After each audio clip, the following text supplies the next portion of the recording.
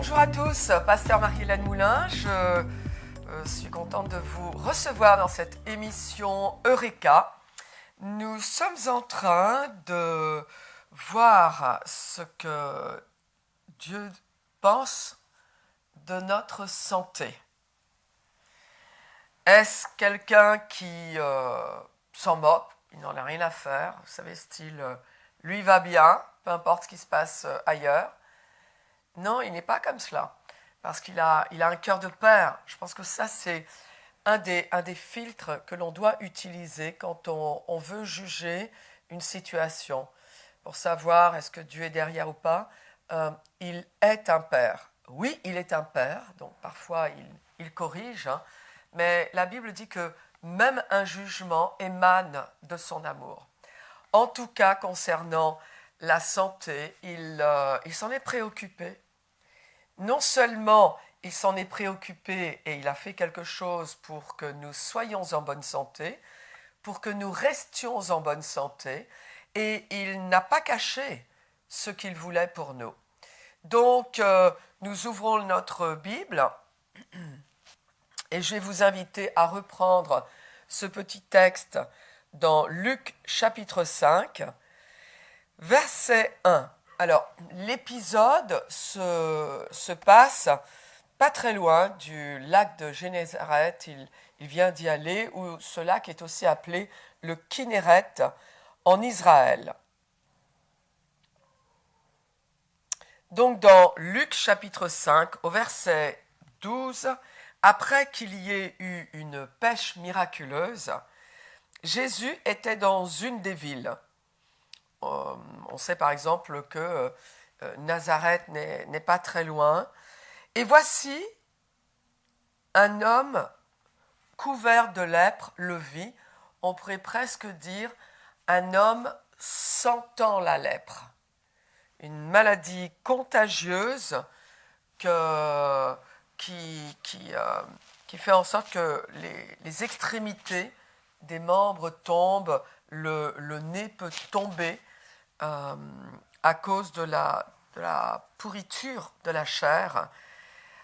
Très souvent, un lépreux a les membres qui sont camouflés par des gros linges, par des pansements. Alors aujourd'hui, grâce à Dieu, c'est une maladie qui se soigne, mais à l'époque, elle était juste terrible et donc les gens la fuyaient.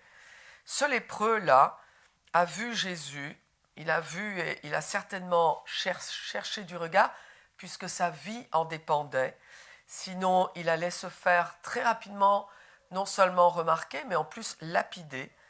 Il tomba la face contre terre et lui adressa cette prière: Seigneur, si tu le veux, tu peux me rendre pur. Jésus étendit la main, le toucha et dit: Je le veux, sois purifié. Aussitôt, la lèpre le quitta. Ici, cet homme, nous avons compris qu'il sait que Jésus est celui qui guérit, donc une des caractéristiques du Messie. Et on sait également qu'il reconnaît la capacité, la puissance de Jésus parce qu'il dit: tu peux me délivrer, tu peux me rendre pur. Il faut savoir, cet homme-là est en phase terminale. Voilà, si vous-même qui écoutez, vous êtes en phase terminale, vous pouvez vous mettre à la place de cet homme-là. Peut-être que vous dites: oui, je sais que Dieu peut, et oui, effectivement, je peux m'approcher de lui, mais je ne suis pas sûr qu'il veuille me guérir. Effectivement, si quelqu'un peut mais ne veut pas, ce que l'on recherche ne sera pas libéré et on ne pourra pas en profiter. Donc il est important de dire: je sais que tu peux me guérir, mais je ne suis pas sûr que tu veuilles guérir et surtout que tu veuilles me guérir. Jésus n'a pas fait patienter cet homme, Jésus n'est pas allé prier, Jésus n'est pas allé jeûner en se disant: tu sais, je dois d'abord consulter le Père. Jésus est venu, il a fait la volonté du Père qu'il connaissait déjà et il a dit à cet homme: je le veux, sois pur, sois purifié. La version, la Passion dit, bien sûr, je suis prête à te guérir. Dans Romains chapitre 12, au verset 2, il est dit, ne vous conformez pas au siècle présent, mais soyez transformés par le renouvellement de l'intelligence, afin que vous discerniez quelle est la volonté de Dieu, ce qui est bon, agréable et parfait. Ici, nous avons un verset qui nous invite à discerner la volonté de Dieu. Pourquoi ? Parce que sans connaître cette volonté, nous ne pouvons pas recevoir ce qu'il nous a acquis. Nous ne pouvons pas libérer ce qui est en nous et qui nous a déjà été donné, comme par exemple la vie éternelle, la guérison.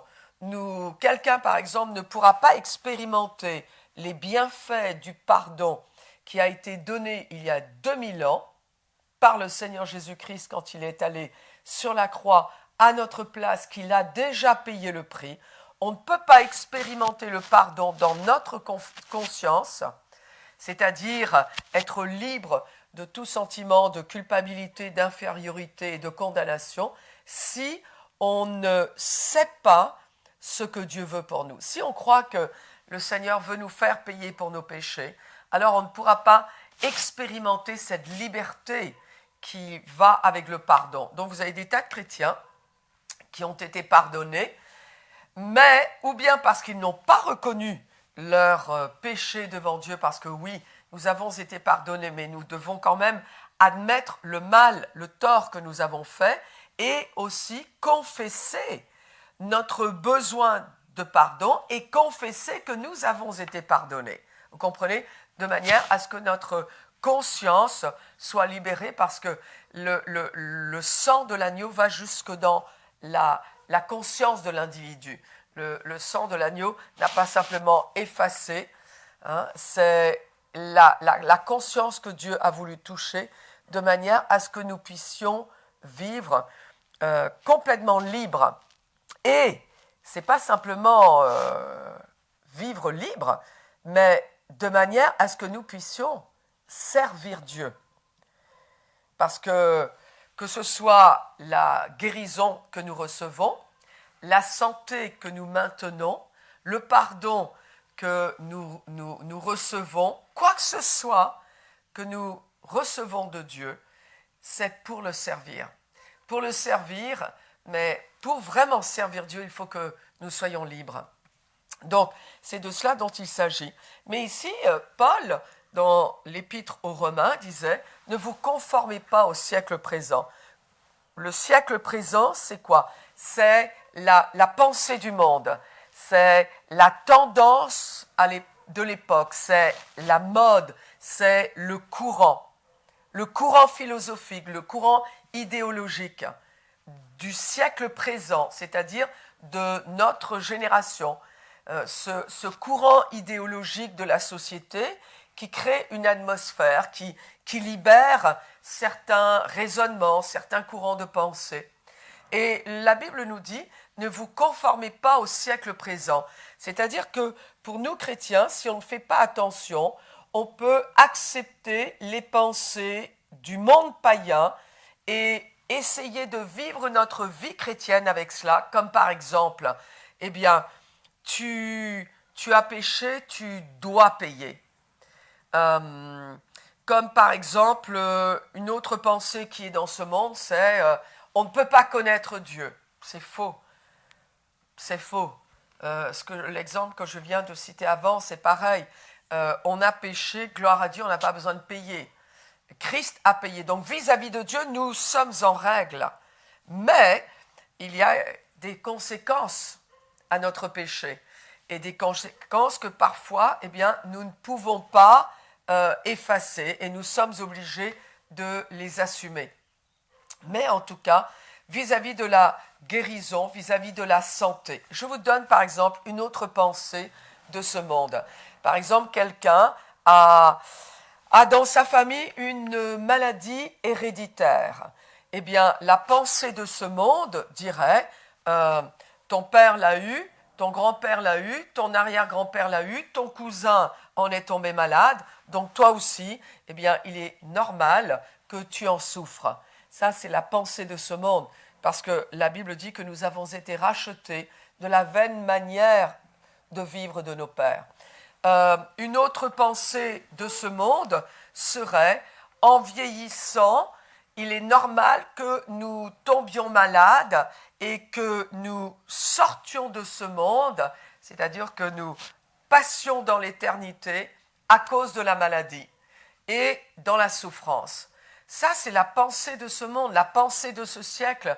Pourquoi ? Parce qu'il est effectivement quelqu'un qui ne veut pas de Dieu dans sa vie, quelqu'un qui ne veut pas se mettre au bénéfice de la rédemption, eh bien, il se débrouille seul. Oui, il se débrouillera sans l'assistance de Dieu, sans les ressources de Dieu. Et c'est son choix. Malheureusement, il y a beaucoup de gens dans notre génération qui ne veulent pas vivre de Dieu, vivre avec Dieu, mais ils ne sont pas notre modèle. Donc, ce que nous pensons, alors que la Bible nous dit clairement que nous devrions partir de cette terre et passer dans l'éternité, sans qu'il n'y ait plus cette notion de temps et ce monde physique et matériel autour de nous, mais nous devrions partir, la Bible parle du sommeil du juste, tout simplement, fermant les yeux, on s'endort, et également rassasié de longs jours. Bref, ça c'est encore un autre sujet. Mais ce que je veux dire, c'est que concernant la santé, concernant la guérison, nous devons nous assurer que ce que nous pensons ne provient pas de ce monde, ne fait pas partie de la pensée courante du monde sans Dieu qui nous entoure. Cet homme-là, ce lépreux, eh bien, je suis sûr qu'il y a des gens qui étaient autour de lui et qui ont dû lui expliquer pourquoi il était malade, qui ont dû essayer de justifier. Il peut y avoir plusieurs raisons pour lesquelles on tombe malade, ça aussi nous le verrons ultérieurement, mais qui ont dû lui expliquer pourquoi il devait mourir de la lèpre. Mais il y a quelque chose que cet homme a entendu de Jésus. Tu sais, le Messie, il guérit. C'est ce qui est indiqué dans les textes, la caractéristique du Messie. Les malades recouvriraient la santé. Donc, il a dû entendre cela. Quand il a entendu cette vérité, il a eu un choix à faire, exactement comme vous et moi. Quand nous entendons une vérité qui contredit la pensée de ce monde, alors nous avons un choix à faire. La pensée de ce monde serait, voilà, tu as épuisé la liste des soins, la liste des médicaments, et aujourd'hui, humainement parlant, on ne peut plus rien pour toi. Alors on peut se résoudre à partir, on peut se résoudre à mourir de cette maladie-là, alors que cet homme-là, ce lépreux, n'a pas fait ce choix. Il n'a pas accepté qu'on lui dise de quoi il devait mourir, et qui était contraire aux Écritures. Cet homme ne s'est pas laissé influencer par les pensées de l'époque. Tu as la lèpre, tu meurs de la lèpre. Tu as la lèpre jeune, tu mourras jeune. Tu as la lèpre, alors tu vivras jusqu'à la fin de tes jours, banni, loin de ton avenir brillant auquel peut-être tes parents t'avaient destiné ou que tu avais toi-même rêvé. Cet homme-là a entendu ce que Jésus était venu lui apporter. Et là, on parle de quelqu'un qui était en présence du Messie. Nous, ça fait 2000 ans que Jésus est venu nous apporter toutes les ressources de Dieu. Il est venu nous les apporter et nous les mettre à notre disposition. Il a payé le prix. Par les meurtrissures de Jésus, nous avons été guéris. Et cet homme-là, devant ce choix de ce qu'il pouvait recevoir du Messie, devant le choix de ce que ce Messie-là a déposé dans notre esprit en tant que chrétiens nés de nouveau, nous avons un choix à faire. Ou bien nous allons nous résigner au courant de ce monde, ou alors nous allons opter pour la vérité que Jésus nous présente et qu'il n'a pas hésité à articuler, pas une minute. Il n'a hésité à dire ce qu'il voulait pour cet homme. Pas une minute, le Seigneur n'hésite à vous dire ce qu'il veut pour vous. Il vous dit exactement la même chose. Il vous dit, je veux que tu sois guéri. Je veux que tu vives en bonne santé. Et si vous êtes en phase terminale, eh bien, le Seigneur veut que vous soyez rassasiés de longs jours. Mais nous avons un choix à faire. Et ici, il nous est dit que ce choix-là, c'est que notre intelligence soit renouvelée. C'est-à-dire que nous acceptions de penser différemment. Il ne s'agit pas de cesser de penser, comme même une autre façon de le dire serait quelquefois j'ai entendu des chrétiens dire « Oh, je chasse la maladie, je chasse la maladie ». Mais ce n'est pas sur la maladie qu'il faut mettre l'accent, c'est sur ce que Dieu nous donne. Donc, merci Seigneur pour la guérison. Merci Seigneur pour la santé que tu m'as donnée. Merci Seigneur parce que tu me rassasies de longs jours. Et quand nous acceptons dans notre raisonnement, dans notre façon de penser, quand nous acceptons la pensée de Dieu, alors nous finissons par voir les résultats de Dieu. La pensée de Dieu, la parole de Dieu, crée en nous une pensée nouvelle qui nous permet de connaître sa volonté, puisque la parole de Dieu contient la volonté de Dieu, les pensées de Dieu. Voyez-vous, Dieu pense certaines choses à votre sujet. Dieu pense de bonnes choses à votre sujet.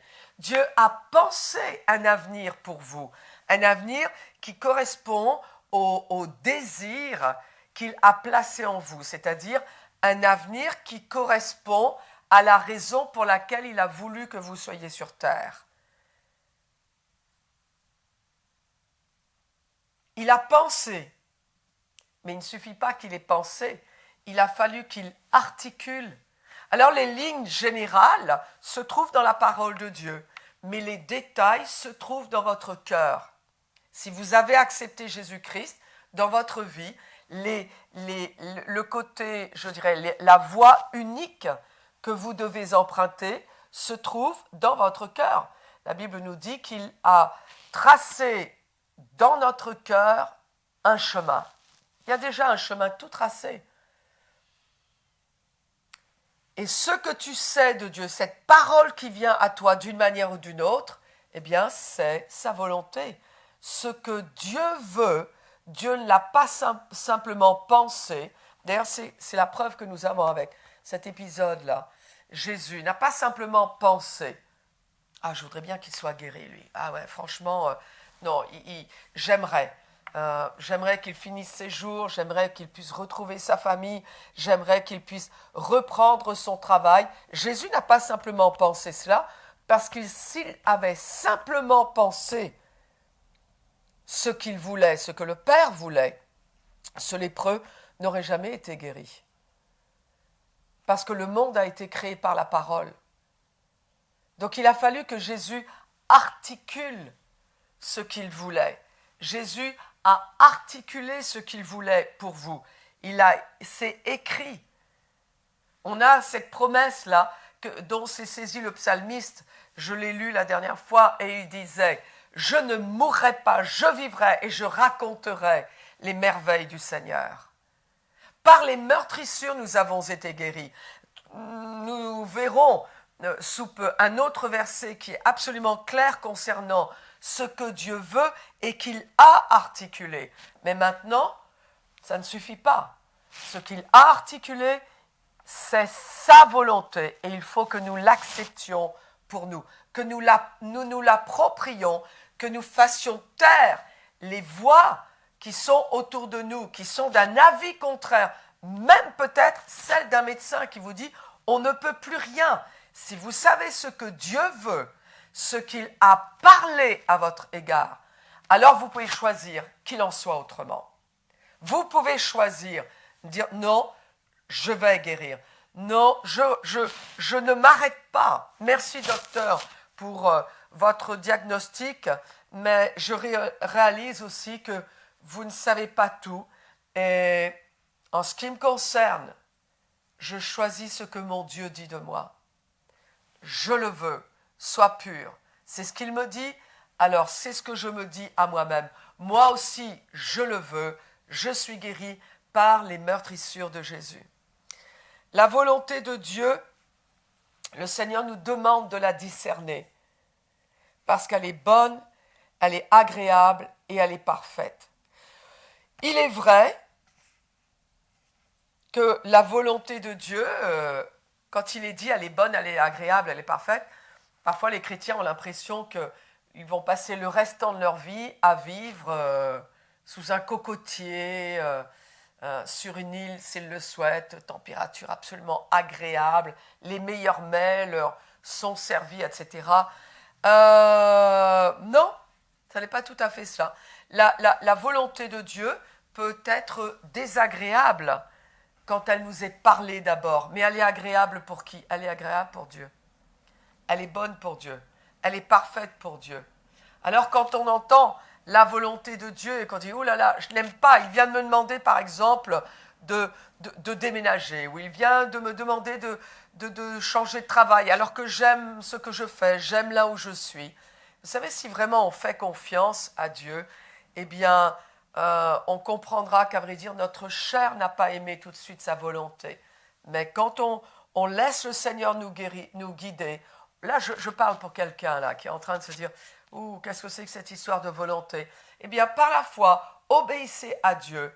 Même si votre raisonnement vous dit « non, ça n'est pas possible, je n'y arriverai pas », par la foi, faites-le et vous verrez que vous avez été entièrement équipé par le Seigneur pour faire ce qu'il vous a demandé de faire et qu'à vrai dire, ça correspondait à un désir que vous aviez dans le cœur. Peut-être de rencontrer certaines personnes, peut-être d'avoir accès à une certaine position. Donc, faites confiance à Dieu. La vérité de la volonté de Dieu, en ce qui concerne la guérison, elle est claire. Claire. Dieu veut que tu sois guéri. Oui, je le répète, parce que avec notre santé, nous pouvons le servir. Avec notre guérison, nous pouvons le servir. Ne serait-ce que pour cela, nous devrions vouloir être guéris, vouloir rester en bonne santé. Parce qu'il s'agit de faire quelque chose avec ce qu'il nous donne. Je reprends, parce que ça me revient. Apparemment, le Saint-Esprit veut insister pour que nous, les chrétiens, nous sachions à quoi nous sert notre santé. Elle nous sert à être un modèle inspirant pour notre famille. Elle nous sert à aller au travail et à prendre soin des nôtres. Elle nous sert à aller au travail et à faire de bonnes œuvres avec ce que nous gagnons ou les connaissances que nous avons. Par exemple, un médecin qui va soigner des nécessiteux dans son quartier, qui donne de son temps libre, eh bien ça c'est de bonnes œuvres. Et il faut qu'il soit en bonne santé pour cela. Mais je le redis, ça on peut le savoir, la volonté de Dieu est que nous le servions avec notre guérison ou grâce à notre guérison. La volonté, ce que Dieu veut, c'est que grâce à la santé, nous le servions. Nous ne gardons ni la guérison, ni la santé pour nous-mêmes, mais nous nous mettons à son service. Et c'est vrai qu'il peut mieux utiliser quelqu'un qui est en bonne santé, quelqu'un qui a reçu sa guérison. Il peut lui dire tout ce qu'il a envie qu'il fasse. Vous savez, pour voyager, les gens ne se rendent pas compte, mais pour voyager, il faut être en bonne santé. Pour vivre au milieu, dans un pays étranger, surtout s'il y a peut-être des conditions d'hygiène qui sont moins bonnes que celles que nous connaissons, auxquelles nous sommes habitués. Oui, il faut être en bonne santé. Alors, n'ayons pas peur de dire que c'est ce que nous voulons. N'ayons pas honte de dire que nous sommes en bonne santé. Et ensuite, disons, Seigneur, que veux-tu? D'ailleurs, je vous invite à faire cette prière maintenant. Seigneur, je discerne ta volonté. Tu veux que je sois en bonne santé. Ça t'est agréable. Et alors, pour de bon, la santé aussi m'est agréable. La guérison est bonne. Mais Seigneur, guéris, je veux te servir. Je veux faire ce que tu me demandes de faire. Je veux vivre comme tu entends que je vive. Seigneur, je veux te servir avec ma santé. Sers-toi de moi. Et je vous laisse maintenant, je vous laisse méditer, je vous laisse recevoir votre guérison, apprécier votre santé. Et je vous souhaite de très bons moments avec le Seigneur.